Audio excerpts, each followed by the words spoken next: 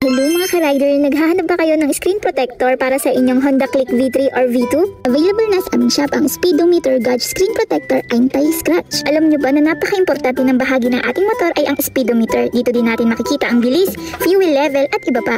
Pero dahil exposed ito sa araw, alikabok, ulan at gas-gas, madali itong magasgasan at mawala ang linaw ng display. Kaya mahalaga na protektahan natin ito gamit ng 90 ceramic screen protector. Hindi lang basta sticker to ha, anti-scratch, anti-glare at HD clear pa. Ibig sabihin, protected na, kita mo pa rin ang display na malinaw kahit tirik ang araw. Madali lang naman itong ikabit. Una, linisan natin mabuti ang screen ng speedometer gamit ang alcohol wipes o yung included na cleaning kit. Dapat walang alikabok o fingerprint. Sunod, patuyuin gamit ang microfiber cloth. Siguraduhin walang moisture. I-align muna natin ang protector bago tanggalin ang adhesive film. Siguraduhin sakto ang sukat. Kapag naka-align na, dahan-dahan nating idikit mula sa isang gilid papunta sa kabila.